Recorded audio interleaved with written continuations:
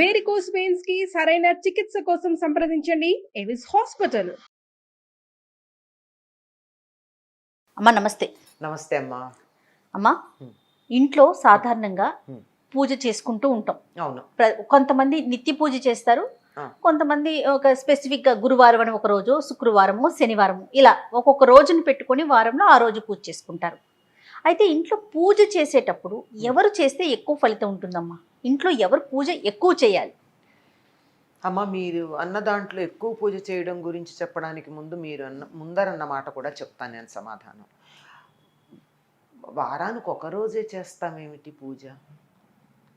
ఎక్కువ చేయొచ్చేమో కానీ వారానికి ఒక రోజు రోజు పూజ చేయాలమ్మా, ప్రతిరోజు. ఎందుకంటే రోజు అన్నం తింటం లేదా, రోజు స్నానం చేయటం లేదా, అన్ని పనులు రోజు చేస్తున్నాం కదా.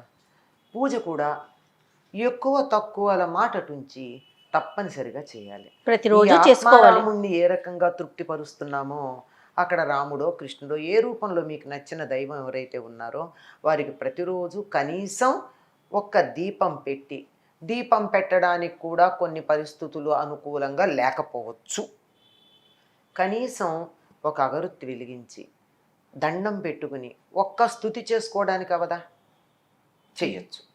ఇది తప్పనిసరిగా ప్రతిరోజు చేయవలసిందే. పూజ దేనికి చేస్తాము అంటే మనకేదో కావాలి అని చేయడం మాటటుంచి మనకి ఇవన్నీ ఇచ్చినందుకు చెయ్యాలి. శరీరం ఇచ్చాడు, నోరిచ్చాడు, రుచి ఇచ్చాడు, తినడానికి వస్తువు ఇచ్చాడు, ఆకలి ఇచ్చాడు. ఈ మూడు ఇస్తే ఇందులో ఏ ఒక్కటి లేకపోయినా మనం పదార్థాలను ఆనందించలేం కదా. ఇన్ని ఇచ్చినటువంటి భగవంతుడికి మనం కృతజ్ఞత చూపించుకుంటాం. అలాగే కన్ను ఇచ్చాడు, చూసే వస్తువుని ఇచ్చాడు, చూడగలిగిన శక్తిని ఇచ్చాడు. అలాగే ఇంద్రియాలకు కావలసిన విషయాలు, వాటిని అనుభవించడానికి కావాల్సినటువంటి శక్తి, ఇన్ని మనకి భగవంతుడు ఇచ్చినందుకు ఒక్కసారి ఆయనకి నమస్కారం చేసుకోవాలి కదా తప్పనిసరిగా.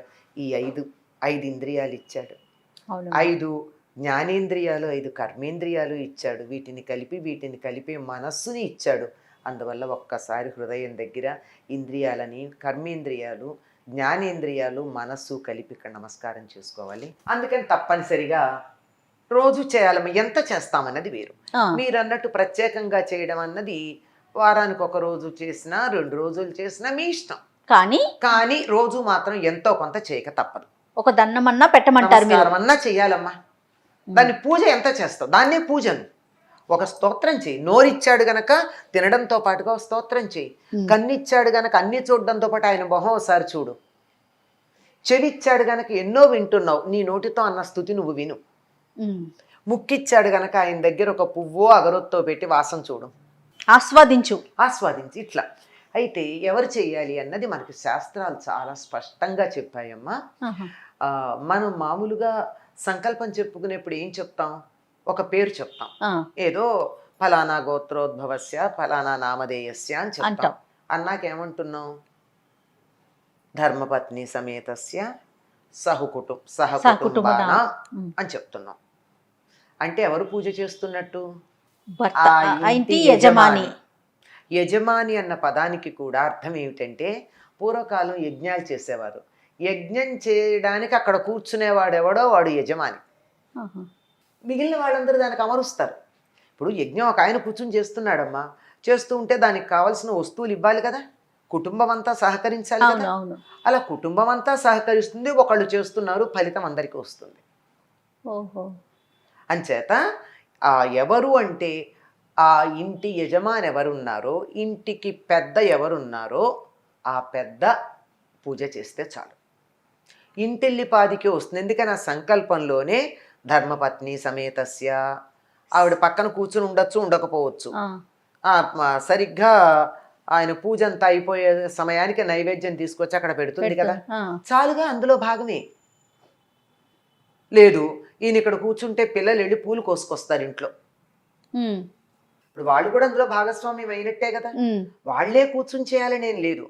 నిజానికి ఒక ఇంట్లో ఒక దేవుడి మందిరం ఒక్క పొయ్యే ఉండాలి అని చెప్పారు. ఒక పొయ్యి అంటే ఎన్ని స్టవ్లు, ఎన్ని బర్నర్లు కాదు లెక్క, ఒక వంటిల్లు అని అర్థం. ఇది లేక అయ్యో దీని మీద ఒక వివరణ మనం చేసాం. అది 3 పొయ్యిలు ఉండొచ్చా, 3 స్టవ్లు ఉండొచ్చా, 4 స్టవ్లు ఉండొచ్చా ఇట్లాంటి లెక్క. అది కాదు లెక్క. ఒక్క పొయ్యి అంటే అర్థం ఏంటంటే ఒక వంట వంటిల్లు, వంట చేసేది అది. ఎవరి వంట వాళ్ళు చేసుకుంటాను, నా వంట నేను, నీ వంట నువ్వు అనుకుంటే అది ఇల్లు కాదు. అసలు సత్రంలో కూడా ఎవరి వంట వాళ్ళకు ఉండదు కదా, అందరికి కలిపే చేస్తారు. కనుక అలాగే దేవుడి మందిరం ఒకటే ఉంటుంది, పూజ ఒకటే ఉంటుంది. ఎవరు చేస్తారు, ఎవరు చెయ్యాలి అంటే ఇంట్లో ప్రధానం ఎవరో ఎవరు అస్య యజమానస్య అని చెప్పే కదా చెప్తున్నారు. ఆ ఇంటి యజమాని ఎవరున్నారో, ఇంటి పెద్ద ఎవరున్నారో ఆయన చెయ్యాలి పూజ. మిగిలిన వాళ్ళందరూ ఆయనకు సహకరిస్తే చాలు, అందరికీ సమానంగా ఫలితం వస్తుంది. నేను పూజ చేయలేదు నాకు వస్తుందా అని అనుకోనక్కర్లా. ఆ ఇంట్లో పాకుతూ ఉండే పసిపిల్లాడు ఉంటాడే మనవడు, వాడికి కూడా అంత ఫలితం వస్తుంది అతను చేస్తే. సహకుటుంబస్య అన్నాడుగా, అవును. అంచేత ఆయన చెయ్యాలి. మరి వెంటనే ప్రశ్నలు 100 పుట్టుకొస్తాయి. ఆయన చేయకపోతే, కుదరకపోతే ఉంటాయి కదా ప్రశ్నలు ఎప్పుడు. ఒకవేళ ఆయన చెయ్యడానికి వీల్లేని పరిస్థితి అయినప్పుడు ఇంట్లో ఎవరైనా చెయ్యొచ్చు, అయినా ఒకళ్ళే చేయాలి, ఎవరో ఒకళ్ళు. మరి మిగిలిన వాళ్ళ మా సంగతి ఏంటండి, మాకు పుణ్యం అక్కర్లేదా? ఆయన చేస్తే వస్తోంది కదా, నువ్వు అడ్డం పడకుండా ఉంటే చాలు. ఒకటి. రెండోది, నీకు కూడా స్తోత్రాలు అవి చదువుకోవాలి. రేపు పొద్దున నువ్వు పూజ చేయాల్సిన పరిస్థితి వస్తే నీకు పూజా విధానం తెలియాలి కదా, పూజలో స్తోత్రాలు రావాలి. నువ్వు స్తోత్రాలు చదువుకు ఎవరు వద్దన్నారు? మళ్ళీ ప్రత్యేకంగా ఆ దీపం వేరు, నేను మళ్ళీ దీపం పెట్టుకుంటాను, మళ్ళీ ఇంకోటి పెడతాను, ఇంకోటి నైవేద్యం పెడతానని ఇంకేమొద్దు. అక్కడే ఉన్నటువంటి దీపం దగ్గర నమస్కారం చేసుకో. అదేమన్నా కొండెక్కుతోందేమో అని అనుమానం వస్తే కొంచెం నూనె వేయి, అందులో వేసి ఇంకో అగరొత్తి వెలిగించు, నమస్కారం చేసుకో. నువ్వు చదువుకోవాల్సిన స్తోత్రాలన్నీ చదువు, చేసుకోవాల్సిన జపాలన్నీ చేసుకో. షోడశోపచార పూజ మాత్రం చేయాల్సిన అవసరం లేదు. షోడశోపచారం కాకపోతే పంచోపచారం తప్పకుండా చేయాలమ్మా. ఎందుకంటే 5 ఉపచారాలు చెప్తారు. ఆ మంత్రాలు అక్కర్లా. నేను చెప్పేది ఏమిటంటే, పంచభూతాలు ఉన్నాయి కదా, ఈ పంచభూతాలకి సంబంధించిన పంచ తన్మాత్రలు, పంచ జ్ఞానేంద్రియాలు ఉన్నాయి కదా, ఇవి మనకి ఇచ్చాడని వాటికి సంబంధించి ఇందాక చెప్పా కదా, వాసన కోసం పువ్వో అగరవత్తో, కన్ను ఇచ్చాడు గనక దీపం, నోరిచ్చాడు గనక స్తుతి, అలాగే తర్వాత నైవేద్యం కూడా అందులోకి వస్తుంది. నోటితోనే కదా తింటాము. అంచేత వాక్ ఇచ్చాడు గనక చదవడం, వినడం, ఇవి. అందుకని ధూపం, దీపం, నైవేద్యం, గంధం, భూమి గంధతత్వం, లం పృథ్వీతత్వాత్మికాయే నమః గంధం పరికల్పయామి అని చెప్తాం. పృథ్వీకి గంధం వాసన గనక కాస్త గంధం, ఇలాంటివన్నీ సమర్పించుకుని మనకు ఓపాన శక్తి. ఇవి ఒక్కళ్ళే చేస్తే మనం కావాలంటే ఒక పువ్వు పెట్టచ్చు, ఒక అక్షత వేయచ్చు, స్తుతులు చెయ్యొచ్చు, స్తోత్రాలు చదవచ్చు, జపాలు చెయ్యొచ్చు. ఎంతమంది ఎన్ని చేసినా మంచిదే. మొత్తం అందరికీ వస్తున్నప్పుడు అది కూడా. ఇప్పుడు ఇంట్లో యజమాని చేసేసాడు, మీరెళ్ళి చేశారు, నేను వెళ్ళి చేశాను, ఇంకోళ్ళు వెళ్ళి చేశారు. ఎక్కడ చేశారు? యజమాని సంకల్పం చెప్పిన చోటే కదా వీళ్ళందరూ చేసింది. మొత్తం అంతా కలిసి కుటుంబానికి అంతా మేలు కలుగుతుంది. ఎందుకంటే కుటుంబానికి మేలు కలిగించిన పుణ్యం మాత్రం వీళ్ళకి వస్తుంది. అంచేత ఇంటి యజమాని చెయ్యాలి, ఒక్కళ్ళే చెయ్యాలి. కానప్పుడు ఇంకో ఎవరో ఒకళ్ళు వాళ్ళ పేరుతే చేస్తారు. ఎవరు చేసినా ఆ పేరుతోనే. ఇప్పుడు ఆవిడ చేసింది, ఆయనకు వీలు కాలేదు, ఊరెళ్ళారు, పూజమానం కదా, అలా యజమానస్య ధర్మపత్ని అనే చెప్పుకుని చేస్తుంది ఈవిడ, అంతే కదా. అలా వాళ్ళు, లేకపోతే పిల్లలు చేస్తే వాళ్ళ పేరు చెప్పుకుని, అట్లా చేసిన ఒక్కళ్ళది పేరే జరగాలి. ఇంటి యజమాని పేరు మెయిన్ స్విచ్ లాంటిది అనమాట. మన సమాజ వ్యవస్థ అంతా కూడా భారతీయులది వ్యక్తినిష్టం కాదు, కుటుంబనిష్టం. మనకి కుటుంబం ఒక ప్రమాణం, వ్యక్తులు కాదు. ఒక యూనిట్, ఒక కుటుంబమే.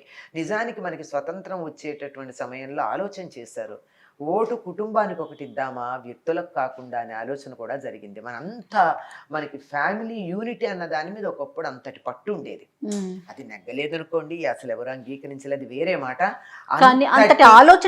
ఆలోచనకి కావలసినటువంటి సామాజిక పరిస్థితులు మన దేశంలో ఉన్నాయి. కుటుంబ వ్యవస్థ అన్నది అంత పటిష్టత ఉంది అనడానికి. తప్పకుండా చాలా చక్కగా వివరించారు. నమస్తే.